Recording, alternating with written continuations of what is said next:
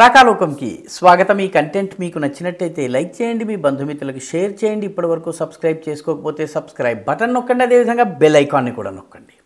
మిత్రులారా, రాష్ట్రపతి ద్రౌపది ముర్ము ఇటీవల కొందరు గవర్నర్ల పదవుల్లో కొన్ని రాష్ట్రాల్లో గవర్నర్ల మార్పులు చేర్పులు చేశారు. ఇందులో బీహార్ గవర్నర్గా ఉన్నటువంటి ఆర్లేకర్ కేరళకి గవర్నర్గా వచ్చారు. కేరళలో గవర్నర్గా ఉన్నటువంటి ఆరిఫ్ మొహమ్మద్ ఖాన్ బీహార్కు వచ్చారు. బీహార్లో త్వరలో ఎన్నికలు జరగబోతున్నాయి. ఆరిఫ్ మొహమ్మద్ ఖాన్ది చాలా కీలకమైనటువంటి పాత్ర ఉండబోతోంది. ఇది ఒక రకంగా చెప్పాలంటే గవర్నర్ల కుండ మార్పిడి అని చెప్పుకోవచ్చు.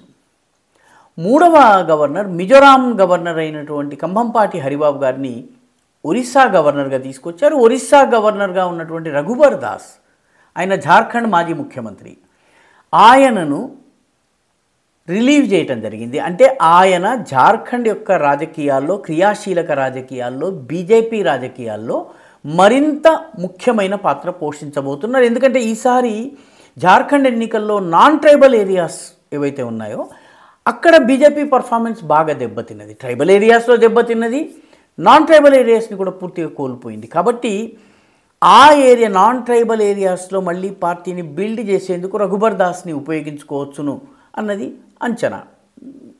దాదాపుగా పరిస్థితి అలాగే కనిపిస్తోంది. మరొక 2 అపాయింట్మెంట్లు జరిగినాయి. ఈ 2 అపాయింట్మెంట్ల గురించే ఇవాళ మనం మాట్లాడుకోబోతున్నాం. ఈ 2 అపాయింట్మెంట్ల వెనుక మామూలు క్యాలిక్యులేషన్స్ లేవు, అంతర్గత భద్రతాపరమైనటువంటి క్యాలిక్యులేషన్స్ ఉన్నాయి. దీనితో పాటు బహిర్గత శత్రువులకు సంబంధించినటువంటి వ్యూహాలను వమ్ము చేసేటటువంటి క్యాలిక్యులేషన్స్ ఉన్నాయి. Both internal as well as external సెక్యూరిటీకి సంబంధించి అంతర్గత భద్రత, బహిర్శత్రువుల నుంచి భద్రత, ఈ 2 అంశాలను పరిగణనలోకి తీసుకుని ఈ 2 రాష్ట్రాల గవర్నర్ల నియామకం జరిగింది. ఆ 2 రాష్ట్రాలు, ఒకటి మణిపూర్, రెండవది మిజోరాం. ఈ 2 కూడాను అనేక చిన్న పెద్ద తెగలు నివసించేటటువంటి రాష్ట్రాలు. మిజోరాంలో కేవలం మిజోలు మాత్రమే నివసించరు. మిజోలు నివసిస్తారు, మారాలు నివసిస్తారు, రియాంగ్లు నివసిస్తారు, చక్మాలు ఉంటారు, ఇంకా అనేక చిన్న తెగలు ఉన్నాయి. మణిపూర్లో మనకి తెలుసు, దాదాపు ఒక 18-20 తెగలు నివసిస్తాయి. కుకీలు, అదేవిధంగా నాగాలు, మైతేయులు, వీళ్ళు ప్రధానమైనటువంటి సామాజిక వర్గాలు. సో అనేక తెగలు నివసిస్తాయి. తెగల మధ్య నిత్య సంఘర్షణ ఉంటుంది. దీనితో పాటు ఈ 2 కూడాను డ్రగ్ ట్రేడ్, ఆ తర్వాత స్మగ్లింగ్కి ప్రధానమైనటువంటి రాకపోకల మార్గాలుగా ఉన్నాయి. వీటితో పాటు ఈ 2 సరిహద్దు రాష్ట్రాలు. మణిపూర్కి బర్మాతో సరిహద్దు ఉంది. దాదాపు 250 కిలోమీటర్ల సరిహద్దు ఉంటుంది బర్మాతోటి. ఈ సరిహద్దులో 150కి పైగా ఎంట్రీ పాయింట్స్ ఉన్నాయి. పైగా బర్మాకి భారతదేశానికి మధ్య ఒక 15 కిలోమీటర్స్ బఫర్ జోన్. అంటే మన వాళ్ళు బర్మాలోకి పాస్పోర్ట్ లేకుండా వెళ్ళవచ్చు, పాస్పోర్ట్ లేకుండా బర్మా ప్రజలు మన దేశానికి రావచ్చు. ఈ అగ్రిమెంట్ ఒకటి ఉంది. అగ్రిమెంట్ ప్రస్తుతం సస్పెన్షన్లో ఉంది. దాన్ని పూర్తిగా రద్దు చేసే ప్రయత్నం జరుగుతోంది. కాబట్టి చాలా కీలకమైంది. కుకీలు, మైతేయుల మధ్య ఘర్షణ గత 18 నెలలుగా జరుగుతోంది. అనేక ప్రాణాలు పోయాయి. 50,000 మంది శరణార్థులుగా ఉన్నారు. కాబట్టి ఇక్కడ అపాయింట్ చేసే వ్యక్తి చాలా కీలకమైన వ్యక్తి కావాలి. కేంద్ర ప్రభుత్వము కేంద్ర హోమ్ సెక్రటరీగా పనిచేసి రిటైర్ అయినటువంటి అజయ్ కుమార్ భల్లాని అపాయింట్ చేసింది. అజయ్ కుమార్ భల్లా సిఏఏ ఉద్యమాలు కానీ, కశ్మీర్లో ఆర్టికల్ 370 తొలగింపు తర్వాతి పరిస్థితుల్ని సంభాళించటం కానీ, ఆ తర్వాత నార్త్ ఈస్ట్లో మణిపూర్కి సంబంధించిన ఘర్షణలను తగ్గించే విషయం కావచ్చును. అదేవిధంగా సిఏఏ పేరిట ఈశాన్య భారతంలో రగులుకున్నటువంటి మారణకాండను తగ్గించడం, ఇవన్నీ కూడాను పనిచేసినటువంటి అనుభవం ఉన్న వ్యక్తి. నక్సల్స్ని కూడాను ట్యాకిల్ చేసిన అనుభవం ఉంది. ఆయన రావడంతో మణిపూర్కి సంబంధించిన సెక్యూరిటీలోని త్రికోణంలో 3వ కోణము రెడీ అయినట్టుగా మనం భావించవచ్చు. మొట్టమొదటి డీజీపీగా ఉన్నటువంటి రాజీవ్ కుమార్ నేరుగా అమిత్ షా అపాయింటీ. రెండవది మణిపూర్ ముఖ్యమంత్రికి సెక్యూరిటీ అడ్వైజర్గా ఉన్నటువంటి కుల్దీప్ సింగ్, మాజీ డీజీపీ. ఆయన డైరెక్ట్గా అమిత్ షాతో సంబంధం ఉన్నటువంటి, అమిత్ షాకు రిపోర్ట్ చేసేటువంటి, అఫీషియల్ కాదు అన్అఫీషియల్గా. 3వ వ్యక్తి ఇప్పుడు గవర్నర్ అజయ్ కుమార్ భల్లా. కాబట్టి ఈ త్రికోణం ఏదైతే ఉందో ఇది మణిపూర్ యొక్క సెక్యూరిటీని స్టెబిలైజ్ చేసే ప్రయత్నం చేస్తుంది అంతర్గతంగా. అక్కడ కుకీల పక్షాన్ని వహించడానికి లేదు, అదేవిధంగా మైతేయుల పక్షాన్ని వహించడానికి వీలు లేదు. ఎందుకంటే రెండు వర్గాల దగ్గర ఆయుధాలు ఉన్నాయి, రెండు వర్గాల్లోనూ తీవ్రవాద సంస్థలు ఉన్నాయి, రెండు వర్గాల్లోనూ రాజకీయ ప్రయోజనాలు ఉన్నాయి. కాబట్టి ఏ పక్షం వైపు మాట్లాడే పరిస్థితి లేదు. కాబట్టి న్యూట్రల్ థర్డ్ పర్సన్ ట్యాకిల్ చేయాల్సిన అవసరం ఉంది. అక్కడ ఒక యూనిఫైడ్ కమాండ్ ఏర్పాటు చేశారు. యూనిఫైడ్ కమాండ్లో మణిపూర్ పోలీసులు, మణిపూర్లో ఉన్నటువంటి అస్సాం రైఫిల్స్, ఆర్మీ, అదేవిధంగా మిగతా సెంట్రల్ ఫోర్సెస్ ఇవన్నీ కలిపి ఒక యూనిఫైడ్ కమాండ్ ఉంది. ఈ యూనిఫైడ్ కమాండ్ ముఖ్యమంత్రికి రిపోర్ట్ చేస్తుంది. బట్ దానిని ఓవరాల్గా ట్యాకిల్ చేసేది కేంద్ర హోంమంత్రిత్వ శాఖ. కాబట్టి ఈ సమయంలో అజయ్ కుమార్ భల్లా ఈ బాధ్యతను స్వీకరించడం అనేది ముఖ్యంగా మ్యాన్మార్ నుంచి వస్తున్నటువంటి చొరబాటు కావచ్చును, ఉగ్రవాదుల చొరబాటు, కుకీ ఉగ్రవాదుల ఆయుధాల చెరవేత కావచ్చును, డ్రగ్ వ్యాపారం కావచ్చును, దీనిని అరికట్టే దిశగా మ్యాన్మార్లో ఉన్నటువంటి అంతర్గత యుద్ధం నుంచి దాని ప్రభావం మణిపూర్ మీద పడకుండా ఉండేందుకు అజయ్ కుమార్ భల్లాది చాలా కీలకమైన పాత్ర కాబోతున్నది. కేవలము గవర్నర్ మాత్రమే కాదు, he is more than a governor. Because ఆయనకి సెక్యూరిటీ పరిస్థితులపై, అంతర్గత భద్రతా పరిస్థితులపైన లోతైనటువంటి అవగాహన ఉంది. కాబట్టి ముఖ్యమంత్రికి సలహా ఇవ్వడము, అదేవిధంగా యూనిఫైడ్ కమాండ్ని నడిపించటము, కేంద్ర ప్రభుత్వానికి సరైనటువంటి ఫీడ్బ్యాక్ ఇవ్వడం, ఈ మూడు పనులు ఆయన చేయబోతున్నారు.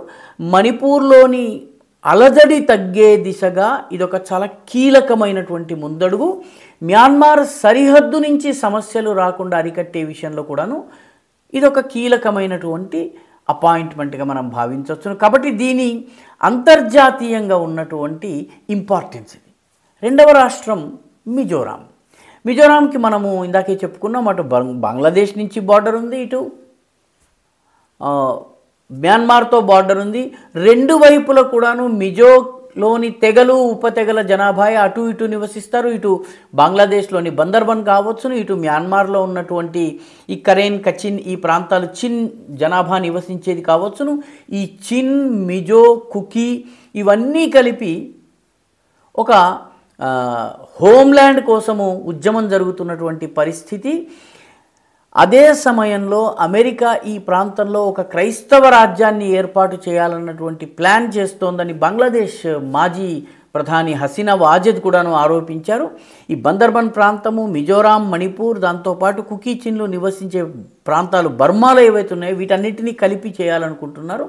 ఈ నేపథ్యంలో అక్కడ జనరల్ వికే సింగ్ని అపాయింట్ చేయడం జరిగింది. వికే సింగ్ మాజీ ఆర్మీ చీఫ్, మాజీ కేంద్ర మంత్రి, ఘాజియాబాద్ నుంచి ఎంపీగా కంటెస్ట్ చేసి అత్యధిక మెజారిటీతో గెలిచిన వ్యక్తి. ఆయన రక్షణ వ్యవహారాల నిపుణుడు. ఆయనను మిజోరాంకి పంపటము ఈ సమయంలో అక్కడ జరుగుతున్నటువంటి ఇంటర్నేషనల్ కాన్స్పిరసీస్ ఏవైతే ఉన్నాయో, అంతర్జాతీయ కుట్రలు ఏవైతే ఉన్నాయో వాటిని భగ్నం చేయటంలో ఆయన కీలక పాత్ర పోషించబోతున్నారు. ఇటీవలే మిజోరాం ముఖ్యమంత్రి లాల్ డుహోమా కూడాను మేరీల్యాండ్, టెక్సస్, కాలిఫోర్నియా ఇటువంటి ప్రాంతాల్లో మాట్లాడుతూ కుకీ, జో, మిజో, చిన్ ఈ తెగల హోమ్ల్యాండ్ గురించి మాట్లాడాడు ఆయన. ఈ దేశంలో ముఖ్యమంత్రి, కానీ బర్మా, బంగ్లాదేశ్, మిజోరాం, మణిపూర్లను కలిపి ఒక ప్రత్యేక దేశం ఏర్పాటు కావాలన్నటువంటి అర్థం వచ్చేలా మాట్లాడారు. కాబట్టి ఆయనను ట్యాకిల్ చేయవలసిన అవసరం ఉంది. ఆయన పార్టీ ఏదైతే ఉందో ఆ పార్టీని ట్యాకిల్ దానిలోని వేర్పాటువాదాన్ని ట్యాకిల్ చేయవలసిన అవసరం ఉంది. దానితో పాటు బర్మా నుంచి ఈ కుకీ, చిన్ జాతుల ఇన్ఫిల్ట్రేషన్ జరగకుండా ఆపాల్సిన అవసరం ఉంది. కాబట్టి అంతర్జాతీయంగా చాలా ఇంపార్టెన్స్ ఉన్నటువంటి నియామకం ఇది. మన దేశంలో ఆర్మీకి చెందినటువంటి వాళ్ళని గవర్నర్లుగా నియమించడం చాలా ఎక్కువ గతంలో కూడా జరిగింది. అనేక రాష్ట్రాలు, పంజాబ్, కాశ్మీర్, అస్సాం ఈ రాష్ట్రాల్లో చాలా కాలము మిలిటరీకి మూలానికి చెందినటువంటి వాళ్ళు ఉన్నారు. ప్రస్తుతం కూడాను అరుణాచల్ ప్రదేశ్ లెఫ్టినెంట్ గవర్నర్గా కైవల్య త్రివిక్రమ్ పర్నాయక్, కేటీ పర్నాయక్ ఉన్నారు. ఆయన ఆర్మీ బ్యాక్గ్రౌండ్కి చెందిన లెఫ్టినెంట్ జనరల్. అదేవిధంగా ఉత్తరాఖండ్కి కూడాను, ఎందుకంటే చైనా సరిహద్దు ఉంది, ముఖ్యంగా చైనాతో సరిహద్దు ఘర్షణలు ఉన్నాయి, నేపాల్ తోటి లిపులేఖ్ ఈ ప్రాంతం విషయంలో వివాదాలు ఉన్నాయి. కాబట్టి అక్కడ లెఫ్టినెంట్ జనరల్ గుర్మీత్ సింగ్ని గవర్నర్గా ఉంచారు. కాబట్టి అక్కడ ప్రభుత్వం ఏదైనప్పటికీ కూడాను సరైనటువంటి ఫీడ్బ్యాక్ రావడం కోసము మిలిటరీ పరంగా అధ్యయనం చేయడం కోసం ఆయన అక్కడ ఉన్నారు. గుర్మీత్ సింగ్ అయితే ఉత్తరాఖండ్లో ఆర్మీ ఆఫీసర్గా కూడా పనిచేశారు ఉత్తరాఖండ్ సరిహద్దుల్లో. మూడవది లద్దాఖ్ ప్రాంతం, చైనాతో సరిహద్దు ఏదైతే ఉందో గల్వాన్, డెప్సాంగ్, చుమార్, అదేవిధంగా డేమ్చోక్ ఈ ప్రాంతాల్లో ప్రస్తుతం ఏదైతే ఉద్రిక్తతలు కొద్దిగా తగ్గుముఖం పడుతున్నాయి, ఆ లద్దాఖ్కి బిడి మిశ్రా అనే లెఫ్టినెంట్ జనరల్, మాజీ రిటైర్డ్ లెఫ్టినెంట్ జనరల్ని అపాయింట్ చేయడం జరిగింది. ఈ రకంగా చూస్తే అస్సాంలోని 7 రాష్ట్రాల్లో 3 రాష్ట్రాలకు అయితే మిలిటరీ లేకపోతే సెక్యూరిటీ రిలేటెడ్ అపాయింట్మెంట్స్ జరిగినట్టుగా మనము భావించాలి. ఎందుకంటే అంతర్జాతీయ కుట్రలు పెరుగుతున్నటువంటి సమయంలో ఒక క్రిస్టియన్ హోమ్ల్యాండ్ని ఏర్పాటు చేయాలన్నటువంటి ఆలోచన నడుస్తున్న సమయంలో బంగ్లాదేశ్లో అరాజక అస్థిర పరిస్థితులు ఉన్నటువంటి నేపథ్యంలో మొహమ్మద్ యూనుస్ ప్రభుత్వం వచ్చిన తర్వాత ఏర్పడ్డటువంటి పరిస్థితుల నేపథ్యంలో ఈ అపాయింట్మెంట్ జరిగింది. లెఫ్టినెంట్ జనరల్ వికే సింగ్ని అక్కడ అపాయింట్ చేయడం జరిగింది. అందుకని మిగతా అపాయింట్మెంట్లు సరే కానీ ఈ 2 అపాయింట్మెంట్ల వెనుక ఒక ఇంటర్నేషనల్ అంతర్జాతీయ కథ దాగి ఉంది. దాన్ని అర్థం చేసుకున్నట్టయితే ఈ 2 నియామకాలు మనకి అర్థమవుతాయి. రానున్న రోజుల్లో ఇవి అత్యంత కీలక పాత్రను పోషించబోతున్నాయి.